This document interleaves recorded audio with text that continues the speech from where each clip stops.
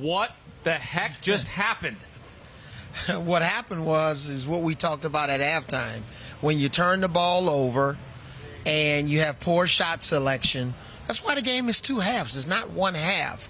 And North Carolina came out flat with their first, 5, 6 possessions, turnovers, careless turnovers, shot selection. And then Kansas starts the second half with a design lob play from McCormick. And they completed it, gave them some energy. Kansas extended their defense. They were picking up basically 94 feet, getting in the clock of North Carolina. They basically eliminated Baycock in the second half. But here's the deal. R.J. Davis and Love combined for 10 for 40 from the field. That's pitiful. 10 for 40. It's putrid. And they had more turnovers than they had assists combined. North Carolina didn't deserve to win this game. You cannot win a national championship shooting 32% from the field and 22% from three. They didn't make any shots. So Coach said it there. The backcourt went out there. Both guys played exceptionally well. R.J. Davis, Caleb Love against Duke. And give Bill Self credit. Adjustments. The right play calls, start the half. Team really picked it up defensively. Hakeem Dermish, you asked the question at halftime, is this game over? It looked that way. It was utter domination. Baycott had a double-double. R.J. Davis was doing whatever he wanted. But like I said from the jump, if North Carolina was going to win a national championship, Caleb Love was going to have to make the plays down the stretch. And this was arguably his worst game of the season. Well, you want to take a look back at that Miami game, right? You brought that up pregame.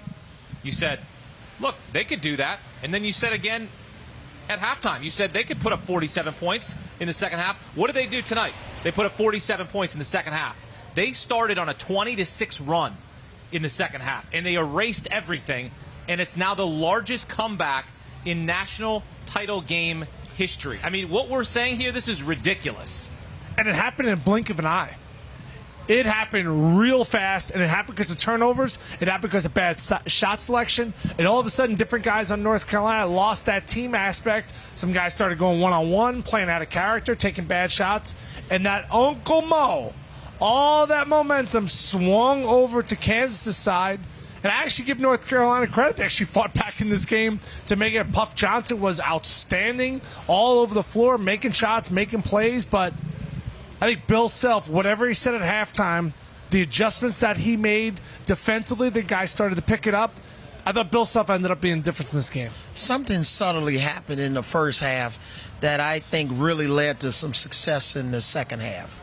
Remember when Remy Martin banked in a three in the first half? I do. Even though it was a bank shot. I think that gave him a little confidence. He played extremely well off the bench. He only scored 3 points in the game against Villanova, 14 off the bench. Huge three-point shot from the corner. Here's the drive against Baycott. Baycott's defense on pick and rolls was very abysmal in the second half. He wasn't a factor. He had his jump hooks going in the first half. In the second half, he went to his counter moves as his primary move, which was a turnaround fadeaway shot. So, again, he didn't have the physicality in the second half, but you got to tip your hat. Kansas, they earned this victory tonight. Was this a choke job by North Carolina or a major comeback by Kansas? Major comeback by Kansas. Brown made some enormous shots. He had 12 points, 12 rebounds. Wilson made a big three. You know, for Kansas, their role players, Harris had really struggled in the first half. And I thought their role players were not good. They were outstanding against Villanova. The role players stepped up. Bill Self made some extraordinary adjustments. And Hubert Davis in year number 1, Coach, he had nothing to kind of fan out that fire. You know, should he have called the timeout? What do you think he's going to look back on now that this game's over and been like, I could have done that differently? Well, I think one of the things he could have done differently is find a better matchup with Christian Brown to defend him in the second half. They did a little bit of an invert post-up when they were struggling to get the ball to McCormick, They used some decoy screens with McCormick around the top of the key, but they were trying to get the ball in to Christian Brown inside. That was a smart move. And then at the end, you're down 3. North Carolina has 2 timeouts. Take a timeout. Get your team organized. They were just launching threes up. Manic turned the ball over. They were all discombobulated. It was an incredible game.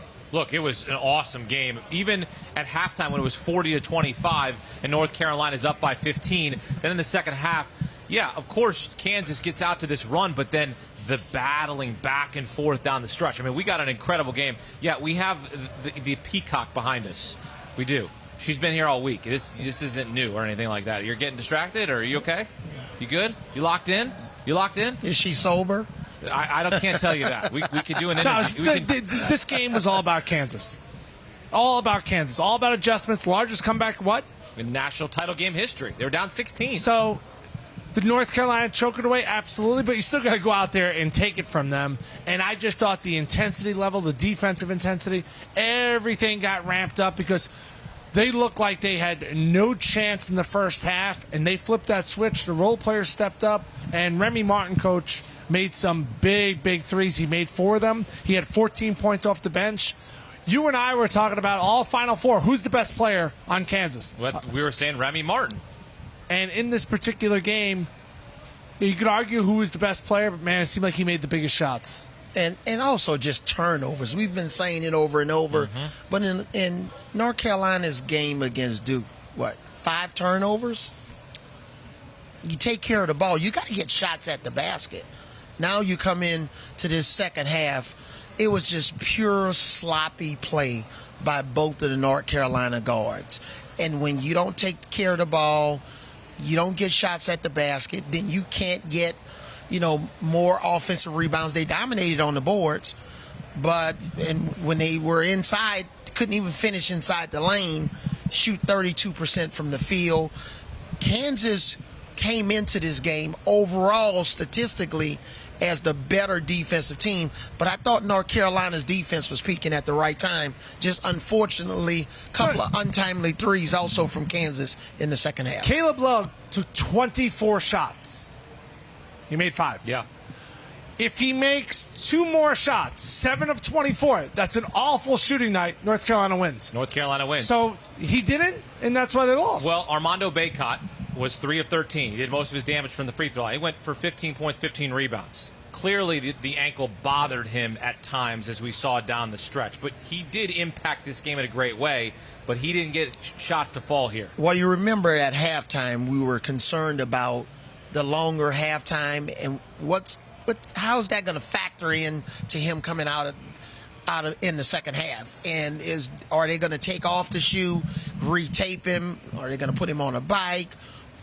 Maybe try to heat it up to keep him going. He noticeably was limping more in the second half, especially when the game got inside of 10 minutes. He just didn't have that same lift, and that's probably why, he wasn't as effective in the post. Strange game. Kansas opens up 7-0 run.